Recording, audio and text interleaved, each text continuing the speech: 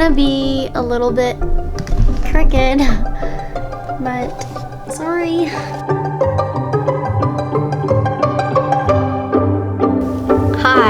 Hi you guys.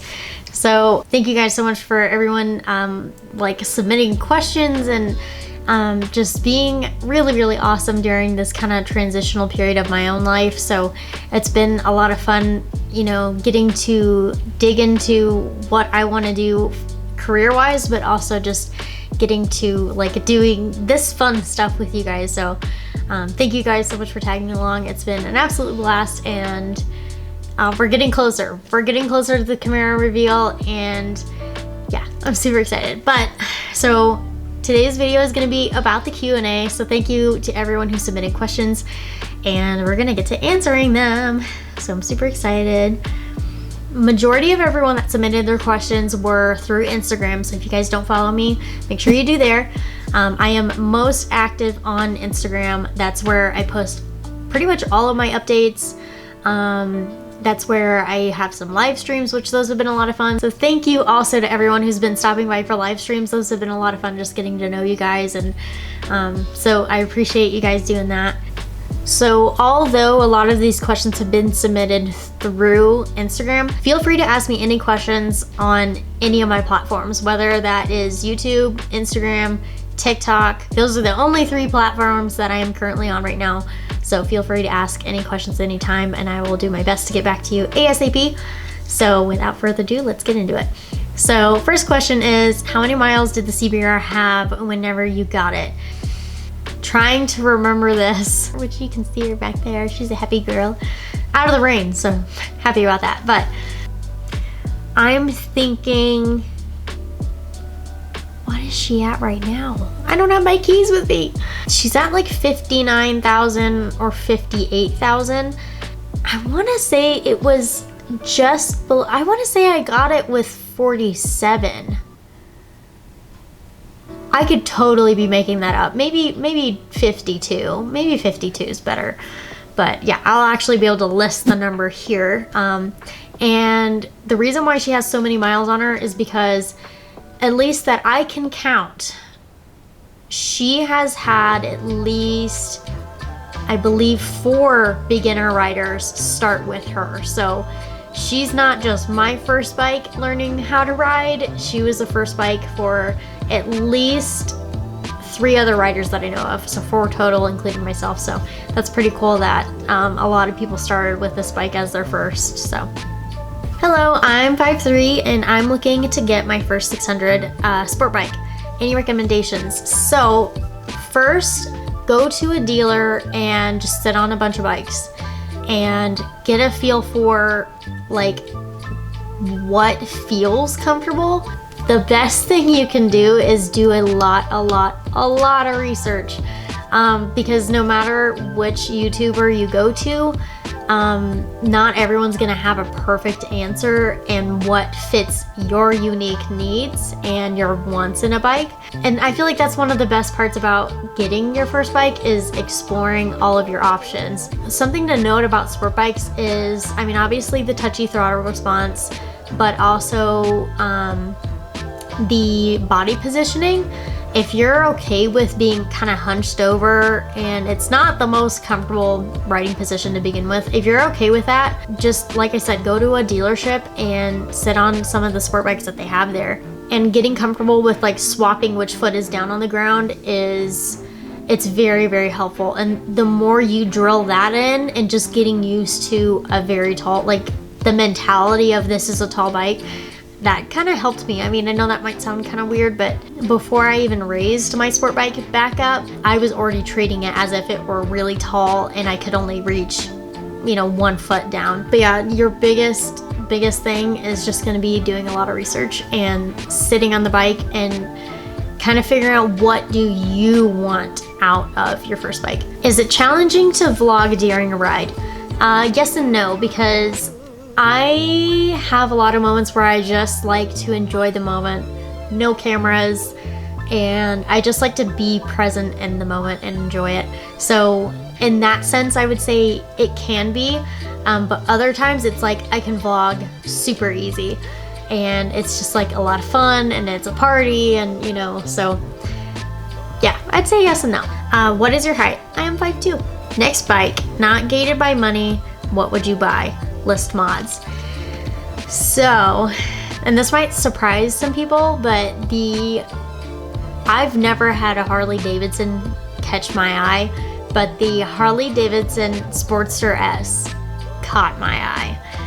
I am very interested in test riding that bike, and then also I am toying with the idea of looking at a desert sled, because really I want a bike that's more comfortable for long distance riding. I think it would be a lot of fun to do some moto camping, because obviously like the possibilities are endless here in Colorado, so getting to explore Colorado with you guys and just getting outside, I think would be a lot of fun. But having a bike that's capable to put a lot of miles on, and I know she's like probably scoffing at that, that I can comfortably ride for a long period of time, but also can handle going off-roading, is kind of my next, kind of like the next features I'm kind of looking for in a bike. Because with the Harley Davidson Sportster S, the suspension travel is hilariously bad. I mean, it's like maybe 3 inches or 2 inches total. And so that's pretty bad.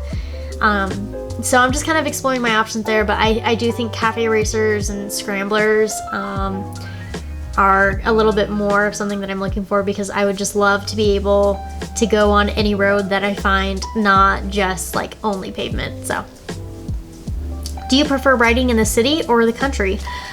I enjoy a lot of the activities that come along with the city, and like, you know, getting to see like interesting people, and also all the bikes and cars. That's like one of my favorite parts of coming to the city, is like getting to look at that stuff.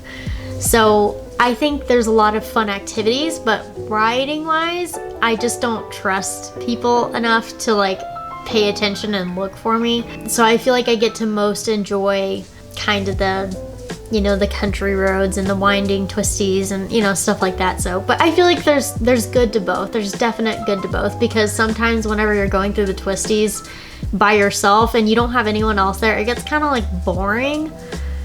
So, and I ride exclusively solo, so that's that. But I think there's good to both. What's 9 plus 10?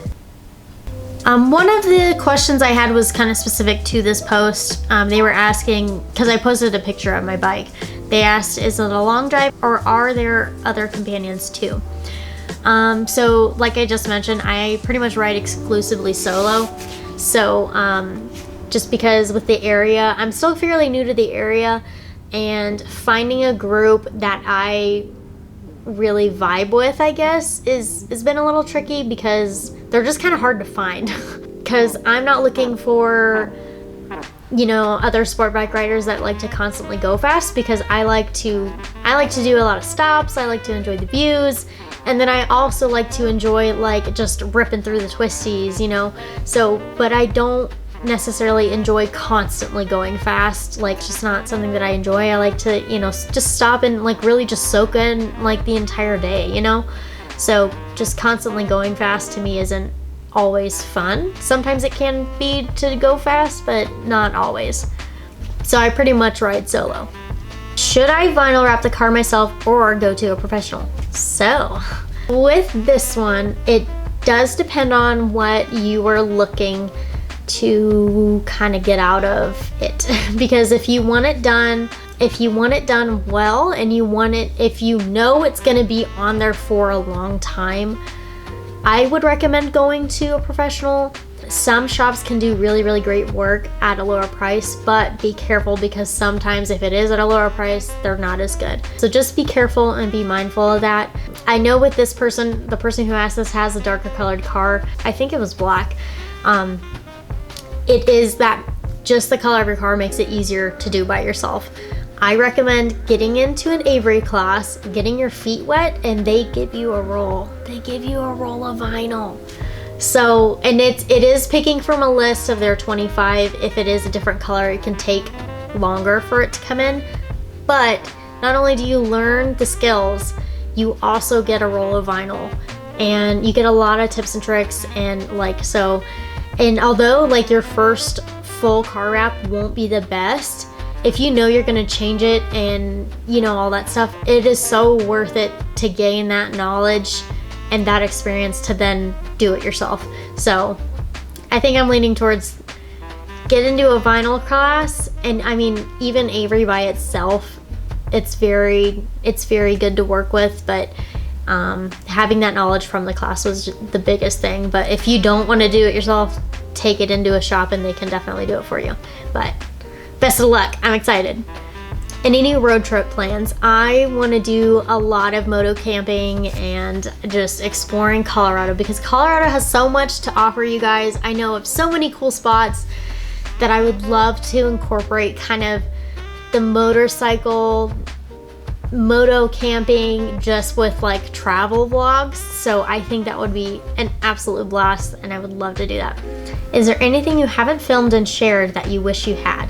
I would say yes and no. So my favorite YouTubers and kind of social media people that I follow, they're very transparent with their ups and downs, and even just sharing their own personal struggles. I find them to be the most relatable, and I love whenever I find someone online who's like, you know, so cool and everything, but they still show that they're human and they have struggles like me, and you know, like they're just normal human beings, but they're also just awesome people.